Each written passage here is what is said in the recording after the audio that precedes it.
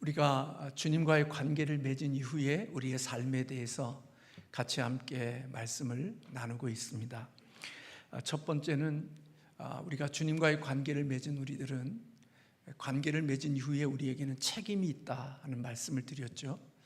십계명에 대한 말씀을 우리가 함께 읽으면서 하나님과 우리와의 그 어떠한 관계가 이루어지기 전까지는 하나님 앞에 우리가 감당해야 될 책임이 없지만 하나님의 자녀가 되고 하나님의 백성이 된 다음부터는 하나님이 우리를 책임져 주시는 것처럼 우리 또한 역시 하나님 앞에 감당해야 될 책임이 있다 하는 말씀을 드렸습니다. 십계명은 바로 하나님과의 관계가 되어진 주의 백성들이 하나님에 대한 책임, 그리고 이웃에 대한 우리의 책임에 대한 부분들이 바로 십계명에 있는 말씀들이고, 그 말씀을 지키면 사실은 하나님이 우리에게 주신 최고의 계명인 하나님을 사랑하는 것과 이웃을 사랑하는 그 계명이 이루어지고 그 책임을 짐으로써 하나님께는 영광이 되고 또 믿음을 가진 우리 이웃들과의 관계 속에서 하나님이 허락하시는 풍성한 그런 은혜들을, 풍성함을 누리며 살아가는 자들이 될 수 있다 하는 말씀을 드렸습니다. 그리고 지난 주일에는 우리가 예수 그리스도 안에서 죽고 그리스도와 함께 다시 살아난 우리들은 이제는 땅의 것을 찾는 자들이 아니라 위의 것을 찾고 위의 것을 생각하는 사람들이 되어야 함을 골로새서에 있는 3장에 있는 말씀을 읽으면서 함께 나누었습니다.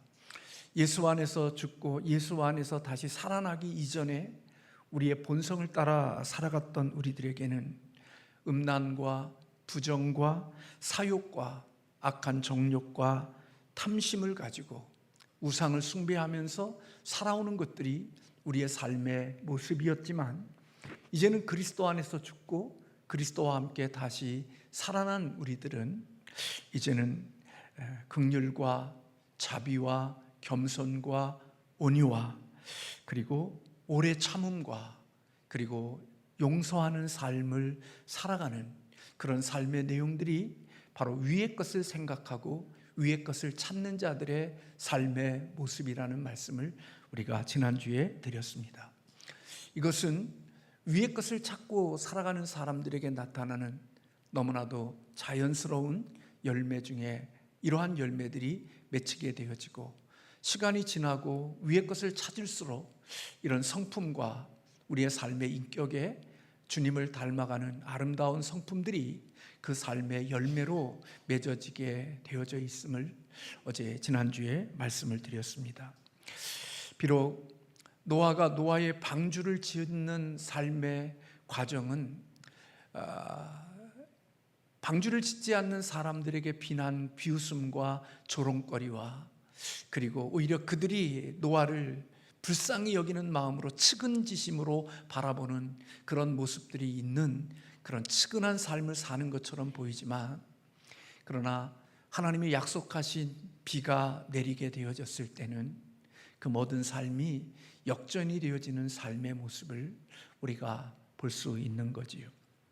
어리석어 보이고 바보같이 보이고 그렇게 사는 것이 이 땅에 어울리지 않는 삶처럼 보이지만, 주님이 약속하신 날이 있게 되어지면 위의 것을 찾고 위의 것을 생각하고 살아가는 사람들의 삶의 결과가 땅의 것을 찾는 사람들, 땅의 것을 생각하는 사람들의 결과와 결코 비교되지 않는 삶의 결실을 맺게 되어진다는 말씀을 지난주에 드렸습니다. 오늘 바울은 계속해서 하나님 앞에 구원을 얻은 그리스도인들은 하나님의 평강이 그리스도의 마음속에 다스리게 해야 한다, 그렇게 권면하고 있지요. 15절에 그리스도의 평강이 너희 마음을 주장하게 하라. 너희는 평강을 위하여 한 몸으로 부르심을 받았나니, 그렇게 말씀하고 있습니다. 우리 구원받은 우리 신자들은 구원 이후에 우리는 평화를 누리도록 부름을 받은 존재들이라는 것입니다. 예수 믿기 전에는 싸움닭처럼 늘 시비 걸고 다투고 분쟁을 일으키고 늘 삶의 까칠한 모습으로 살아가면서 그가 들어갔다면 평온하고 그리고 잔잔한 호수 같은 그런 공동체 속에 그가 들어가면 분란이 일어나고 잔잔한 호수에 돌을 던지면 파장이 일어나는 것처럼 그가 들어가기만 하면 들어가는 곳마다 많은 문제들이 일어나고 시끄럽고 그냥 많은 이런 일들이 일어나던 사람이라 할지라도 이제는 예수 그리스도를 믿고 그리스도와 관계가 되어져 있는 사람이라면 그는 구원 이후에는 그는 평강으로 인생을 살아가는 자들이 되도록 그 마음이 평화를 누리며 살도록 하나님이 불러주셨다, 그렇게 말씀하고 있는 것입니다. 그리스도의 몸의 하나됨은 지체들 가운데 속에 평화가 있어야 할 강력한 이유입니다. 여러분, 우리의 몸이 서로 다툰다면 우리의 몸을 유지할 수 있을까요? 머리의 생각과 손의 생각과 팔의 생각과 또 각자의 모든 지체가 각자 자기의 것들만을 주장하고 자기의 마음대로만 산다면 어떻게 하나됨과 평화를 누릴 수 있겠어요? 그리스도의 몸의 하나됨의 지체들 가운데 평화가 있어야 그것이 하나님의 주시는 아름다움을 이루어갈 수 있는 자가 되어지는 거죠. 그래서 하나님의 평화는 지체들을 하나 되게 하는 거예요. 여러분 잘 보시라고요. 여러분들이 살아가는 공동체 속에서 분쟁과 다툼과 싸움과 서로 헐뜯고 서로 비난하고 서로 저주하고 욕하고 헐뜯고 그런 모습들이 있는 그 공동체에는 하나를 이룰 수 있고 거기에 평화가 이루어지는지를 보시라고요.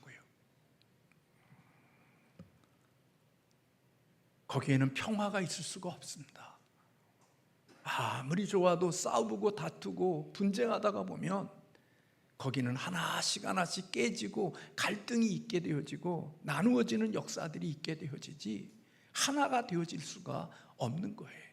그런데요, 하나님이 그리스도 안에서 죽고 그리스도 안에서 다시 살아난 사람들은 하나님의 평강이 그리스도의 마음을 다스리게 되어질 때 서로의 하나됨을 이룰 수 있고 평화를 이루어갈 수 있는 자들이 될 수 있다는 거예요. 예수를 믿는 사람들이요, 그런 사람이 되어야 축복의 사람이 되는 거예요. 어디 가든지 그가 들어가기만 하면 잔잔했던 곳에 이상한 풍파가 일어나고 말이 많아지고 많은 사람들이 요란해지는 이것은 결코 복 있는 삶의 사람이 되지 못하는 거예요. 하나님이 구원받은 그리스도인들은 그리스도의 평강이, 하나님의 평강이 그리스도의 마음을 다스리게 해야 한다고 이야기해 주고 있는 거예요. 저나 여러분에게 그런 그리스도의 평강이, 하나님의 평강이 우리 마음속에 있기를 주님의 이름으로 축복합니다. 여러분이 들어가면 시끄럽고 다투고 소란하고 많은 것들이 있을 때 여러분이 들어감으로 그곳에 모든 소음이 차단되어지고 그곳에 안전감이 있고 평강이 있는 그런 축복의 통로가 되기를 주님의 이름으로 축원합니다. 그건 하나님의 은혜를 입고 살아가는 사람들에게 주시는 축복인 거예요. 또 하나, 하나님의 구원받은 그리스도인들은 감사하는 자가 되어야 한다, 그렇게 말씀하고 있어요. 오늘이 맥주 감사주일이잖아요. 오전에 감사주일 설교는 듣지 못했지만 그래도 우리가 하나님 앞에 큰 은혜를 받았으니까 오늘 오후에는 맥주 감사주일에 관계되어져 있는 말씀대로 구원받은 이후 하나님과의 관계를 맺은 이후에 우리 그리스도인의 삶 가운데는 감사가 있어야 한다, 그렇게 말씀하고 있어요. 신자들은요, 저나 여러분이나 감사하는 태도를 가질 때, 그리고 하나님께서 구원을 베푸시고 그들에게 행하신 모든 일들을 감사하는 자가 될 때 바울이 우리에게 준 많은 덕목들을 수행할 수 있는 그런 모든 것들이 수월해지고 그 일을 행하기에 쉬워진다고 바울은 이야기하고 있는 거예요. 오늘 긍휼, 자비, 겸손, 오래 참음, 용서하는 삶, 사랑으로 띠띠는 삶, 이런 모든 삶을, 이런 덕목들을 우리가 수월하게 잘 매끄럽게 이 삶이 열매로 맺어지기 위하여 살아갈 수 있기 위하여 중요한 것이 바로 감사하는 사람이 되는 거라는 거예요. 내가 감사하는 사람이 되어지고 내가 감사하는 사람이 되어진다고 하면 하나님이 우리에게 구원받은 자들에게 주시는 위의 것을 찾는 자들에게 나타나는 그 열매의 덕목들을 잘 감당할 수 있는 자가 되어지게 한다는 거예요. 여러분들이 잘하는 대로 되는 게 아니라 되어진다라는 말씀을 제가 드리죠. 내가 노력하고 결심하고 각오한다고 해서 되는 게 아니라 하나님이 되어지게 하시는 은혜가 우리에게 있어야 한다는 말씀을 드렸어요. 오전에 말씀 드리면서 여러분들 그런 생각 드렸잖아요. 오늘 말씀을 들으면서 저도 큰 은혜가 됐지만 제가 전하는 내용이나 오늘 목사님이 전하는 내용이나 저는 좀 리얼하게 종교인의 모습을 벗어버리라, 신앙인의 모습을 가져라는 이야기를 제가 한 거고, 종교인은 겉으로 볼 때는 모든 것을 지키는 것 같아도 내용이 안에가 들어가면 그걸 지킬 수 있는 이유가 없지만 신앙인이 되어지면 하나님이 되어지게 하시는 은혜를 입게 하신다는 얘기거든요. 오늘 목사님과 잠깐 얘기 나누면서 저도 그런 생각이 들었어요. 야, 나도 좀 드라마를 볼까?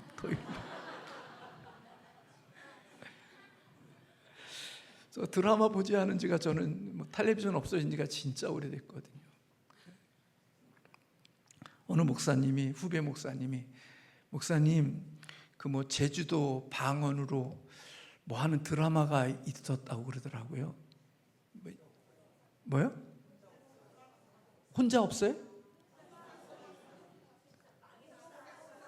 네, 그런 거 그거 목사님 그건 꼭 보셔야 돼요. 저보고 그래, 후배 목사님이, 목사님 말이 이상한 말이더라고요. 누가 한번 크게 얘기해 줘 보세요. 호딱 속았수다. 어쨌든 네, 알죠? 그거 목사님 꼭 보시라고 저한테 그렇게 이야기하더라고요. 저는 안 봤거든요. 근데 오늘 목사님이 토요일에 사모님과 함께 드라마를 본다니까 나도 봐야 은혜가 되나? 모든 일에 내가 감사하는 자가 되어지면 하나님이 그런 위의 것을 찾는 자들에게 나타나는 열매를 수월하게 맺어갈 수 있도록 하나님의 은혜를 주신다는 거예요. 그 감사가 있으면 우리는 시각을 하나님이 바꿔주시는 거예요. 감사는 우리를 사랑으로 옷 입혀준다는 거예요.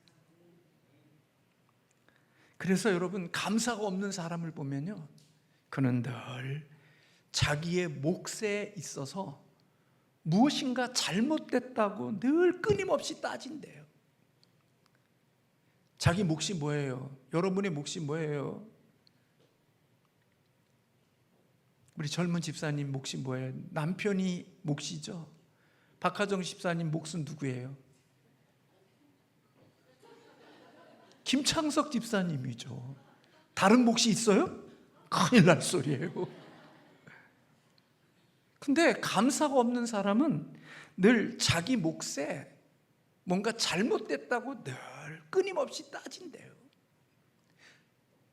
저에게는요, 자식이 셋이에요. 저에겐 자녀가 셋이에요. 더 있으면 안 돼요.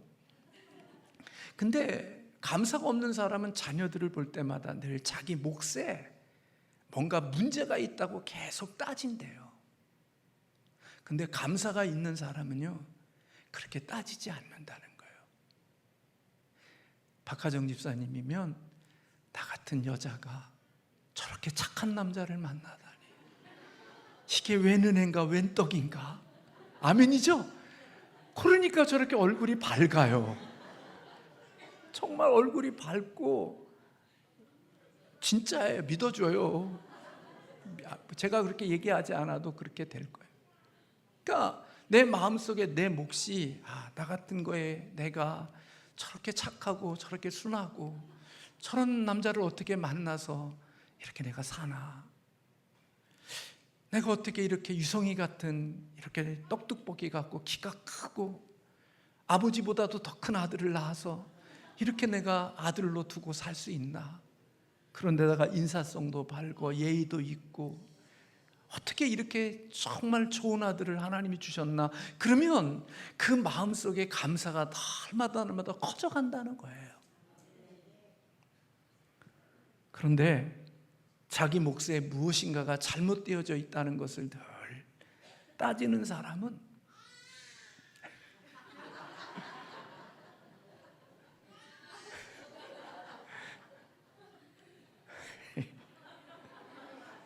아니, 내 손녀니까 또 뭐라고도 못하겠고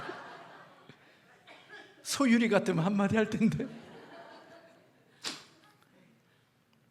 그래서 윌 보엘이라는 사람은요, 인간이 겪는 모든 불행의 뿌리에는 불평이 있다, 그렇게 했어요.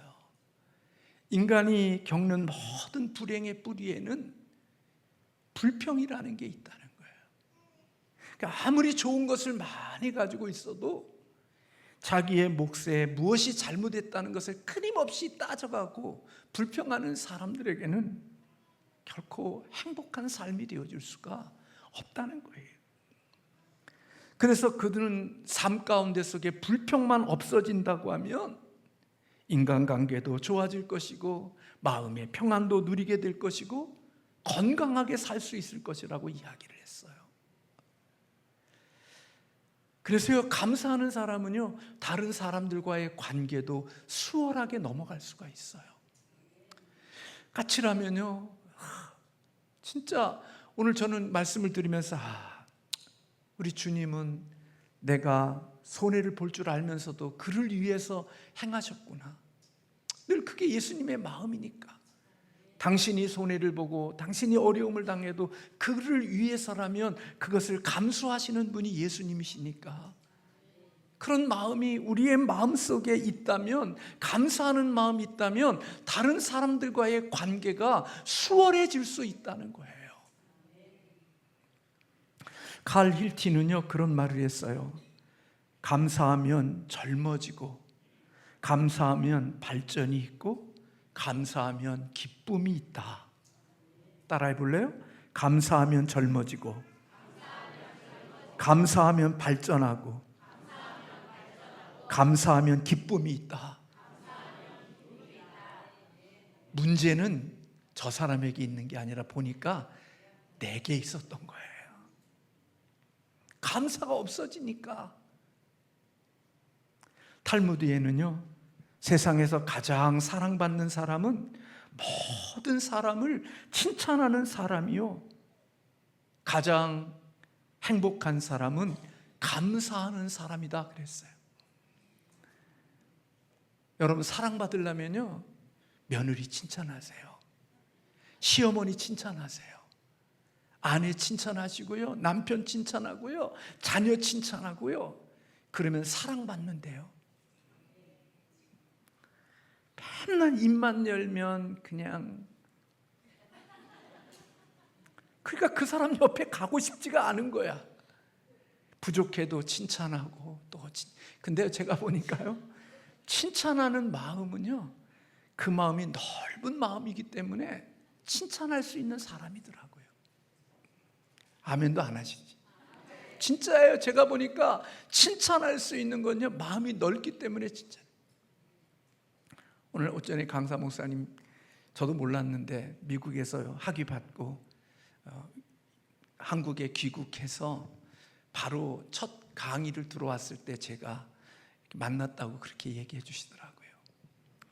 그때 옆에 있는 사모님이 저한테, 우리 목사님이 우리 학우에 공부하는 사람 중에 나이 먹은 사람이 있는데 열심히 공부한다고 그렇게 칭찬을 해줬다고 오늘 얘기해줘요. 그냥 그래요. 그렇게.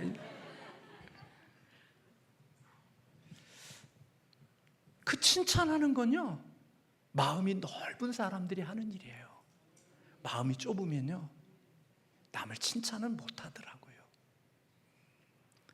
그래서 여러분, 요한 볼테강 폰 괴테는 세상에서 가장 쓸모없는 인간은 감사할 줄 모르는 인간이래요.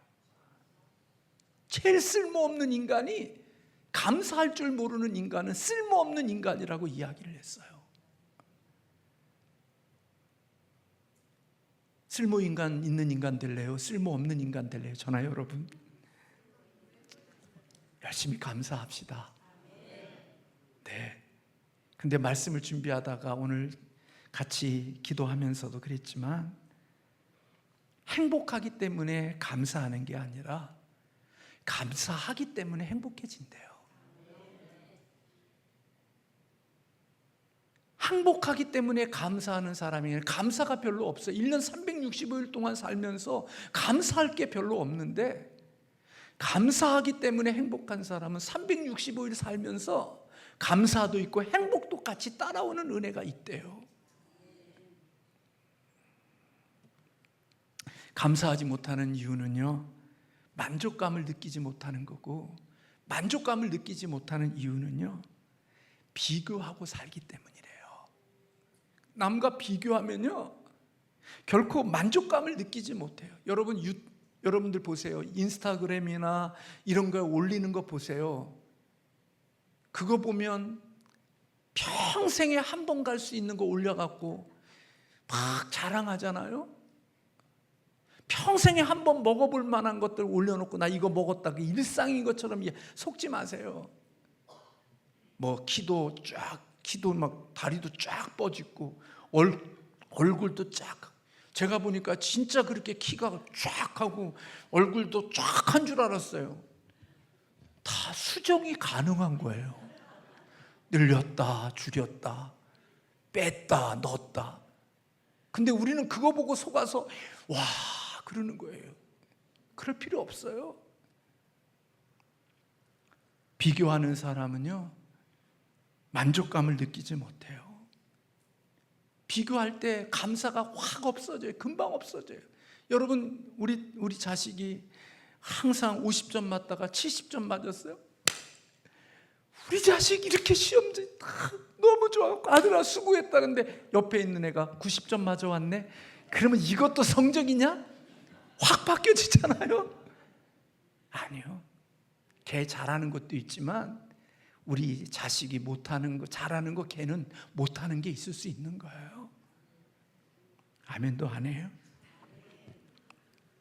그래서 여러분, 루스벨트는 비교는 기쁨을 훔쳐가는 도둑이래요.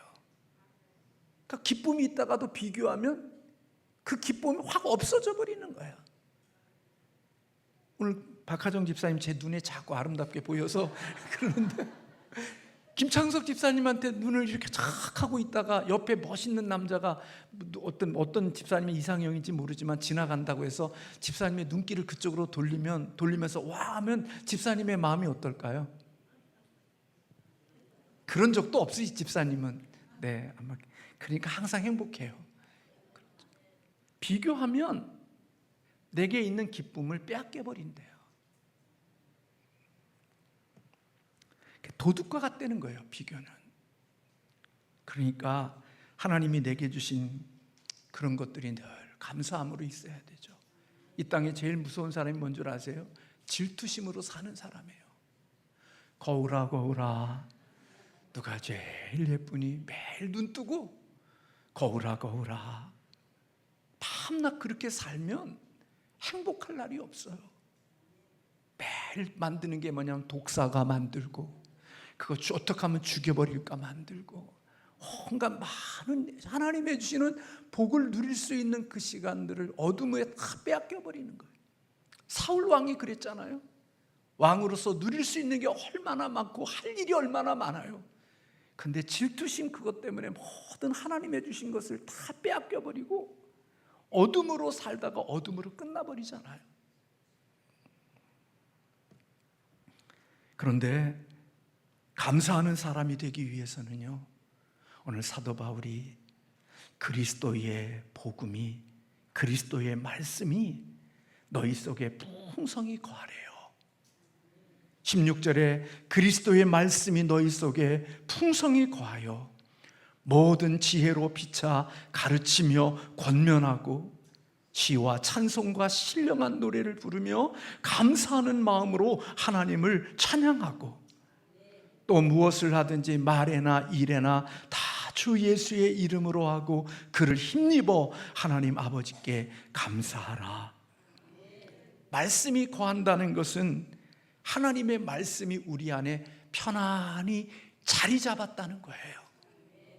하나님의 말씀이 우리의 마음에 편안히 자리 잡으면 그 말씀이 우리의 삶의 전 영역에 영향을 미치게 되어져서 우리의 인생 속에 우리의 삶을 잘 빚어가게 하시는 은혜가 있게 되어지는 것이지요. 복음이 풍성한 사람에게 가르침을 받아야 돼요. 말씀에 충만한 사람들에게 가르침을 받아야 되고, 말씀이 풍성한 사람들과 교제해야 되고, 말씀이 풍성한 사람들과 삶을 나누는 자들이 되어져야 하는 거예요. 그래야 그들로부터 내 삶의 문제가 해결되어지고, 그들과 함께 교제할 때 내 인생이 치료되어지고 내가 가야 되는 복 있는 자리로 갈 수 있는 축복의 자리가 되어지는 거예요.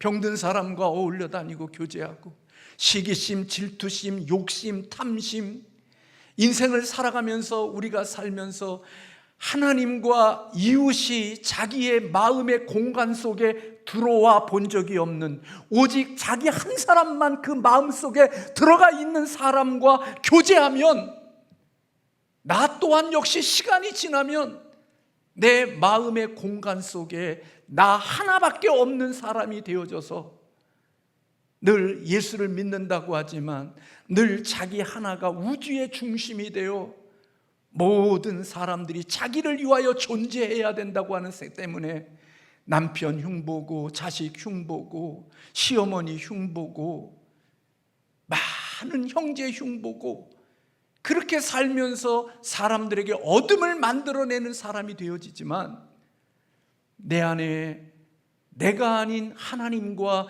이웃이 내 마음의 공간 속에 자리 잡은 하나님의 말씀이 그 안에 있는 자는 말씀 한마디를 할 때, 말을 할 때, 서로 대화할 때, 교제할 때 그의 말을 통하여, 그의 입술로 전해지는 지나가는 말 같은 한마디의 말로 내가 한 주간 고민하고, 내가 한 주간 아파하고, 내가 힘들었던 그 모든 것들이 그 한마디의 말로 인하여 치유가 되어지고 해답을 얻는 일들이 우리의 인생 가운데 있거든요.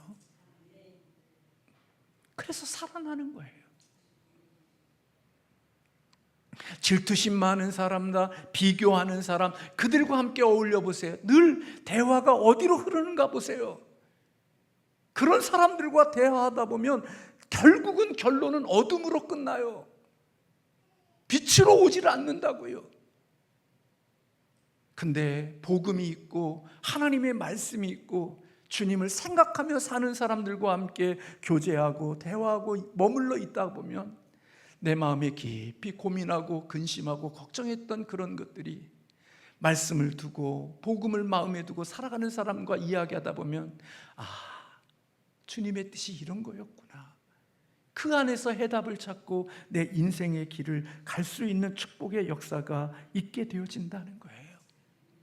그래서 오늘 모든 지혜로 피차 가르치며 권면하고 시와 찬송과 신령한 노래를 부르며 감사하는 마음으로 하나님을 찬양하고, 그러니까 대화를 하더라도 그게 예배가 되는 거예요. 서로 교제하는 것인데도 그게 예배가 되는 거예요. 구역 식구들이 모여서 함께 이야기하다 보면 그게 예배가 되고 치유가 되고 삶의 용기가 되고 힘이 되어지는 그런 예배가 되어야 되는데, 모이면 서로 이런저런 세상 이야기들로 가득 찬 자들로 이야기하다 보면 마음이 찢어지고 마음이 깨지고 마음이 이렇게 돼서 더 어둠으로 되어지는 이러한 모임이 아닌, 그리스도인들이 모였을 때 그 대화하는 이 시간이 예배가 되어지는 삶이 되어지는 게 바로 하나님의 말씀을 두고 서로 권면하고 가르치고 노래 부르고 감사하는 마음으로 찬양할 때 하나님의 그 은혜가, 하나님의 임재하심이 그곳에 머물게 되어질 때 하나님의 나라가 그곳에 이루어지는 역사가 있는 것이지요.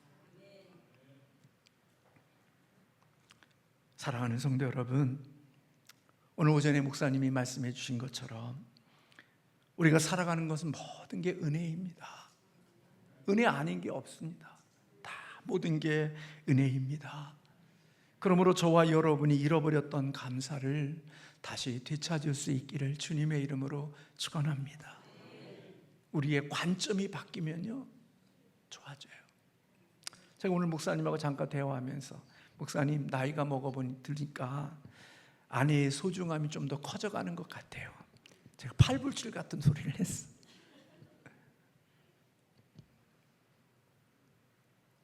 저희 집사람이 달라진 게 없어요. 저희 집사람 얼굴에 손댄 게 없어요. 모르겠어요. 저 모르는 데에 손댄 게 있나? 모르겠어요. 제 마음이, 시각이, 관점이 달라지면 달라지는 거예요. 남편도 다르게 볼 수 있고 자녀도 다르게 볼 수 있고 삶의 모습들을 다 바르게 볼 수 있을 때 그 속에서 내가 감사가 터져 나오면 하나님의 은혜가 그곳에 깊이 흐르고 있는 거예요. 저는요 11조는 저는 갑을 11조를 그런 건 저 개인적으로는 성경적이라고 생각하지 않아요. 미리 하나님이 돈을 주실 줄 알고 11조를 드리는 그런 헌금도 있다고 그러는데 저는 그것에 대해서는 저 개인적으로는 동의하지 않거든요. 믿음으로 할 수는 있겠지만, 그러나 감사는요 미리 갑을 해도 괜찮을 것 같아. 미리 끄집어서 감사해도 괜찮을 것 같아요. 왜요?